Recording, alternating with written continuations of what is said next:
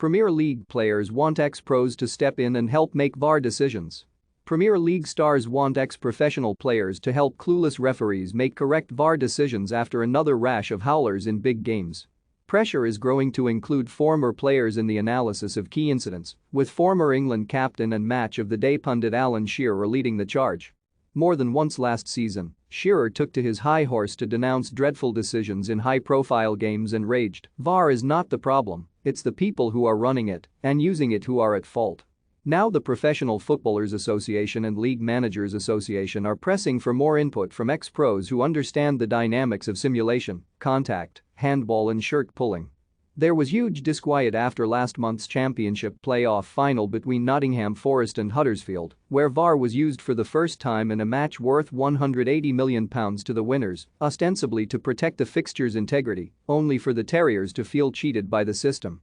Huddersfield demanded an explanation from the Professional Game Match Officials Limited (PGMOL) after referee John Moss, in his final game before retirement, booked Harry Toffolo for diving when he was clipped in the box by Jack Colback.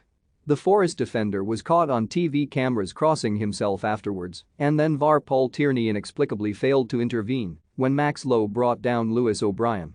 After Forest's 1-0 win ended their 23-year exile from the top flight, Moss received death threats and his vinyl record shop in Leeds was vandalized, but players believe it is VAR officials in their Stockley Park bunker who are not applying the laws consistently or properly. Speaking last season, PFA Chief Executive Maheda Malango said, "Players have asked why, with their experience and understanding of the game, former professionals are not a larger part of the decision-making processes around the implementation of VAR. Surely this is an idea worth exploring if it helps officials and gives players greater confidence in the VAR process." With major stakeholders in the domestic game in favor of ex-players becoming involved in VAR decisions, the blockage appears to be the International Football Association Board, guardians of the laws, who insist that only qualified referees should adjudicate contentious incidents.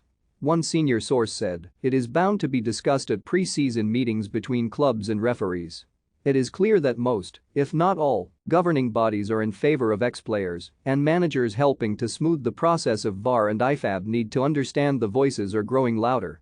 Last season in the Premier League, 120 decisions were overturned on review by VAR, leading to 47 goals being awarded and 43 disallowed, with 38 penalties awarded and 9 overturned. Liverpool and West Ham were the biggest net beneficiaries, each with a +4 goal difference based on VAR interventions, while Arsenal, Brentford, Manchester City, Southampton, and Watford all +3 to the good. Norwich, Leicester and Burnley were the clubs most frustrated by VAR, all suffering a -6 net goal difference.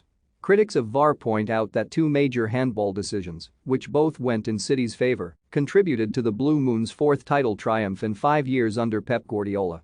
City were awarded a contentious penalty when Wolves midfielder João Moutinho was penalised for handball, even though the ball struck him on the armpit, and Raheem Sterling scored the only goal of the game from the spot. And PGMOL chief Mike Riley apologised personally to Everton manager Frank Lampard after City escaped Rodri appearing to handle the ball in his own area in the dying minutes of the champions' 1-0 win at Goodison Park. Former England coach Roy Hodgson, bowing out of the game as manager at relegated Watford, revealed the modern handball law is the biggest bugbear he will not miss in retirement. Hodgson said, "What makes me want to throw things at the screen is the decisions that referees are being required to make. VAR is a double-edged sword because there are moments when you are grateful that it exists, and it would have been a real miscarriage of justice if certain things had been allowed to stand. On the other hand, there are things so marginal that you hanker for the old days where it was left to the referee and linesman to make their minds up. But the thing that is so totally and utterly wrong is the handball law as it stands, and I really cannot believe there are people within the game who don't want to react to it. I feel sorry for the referees. I'm pretty certain a large proportion of them would agree with me and not with what they are being asked to do."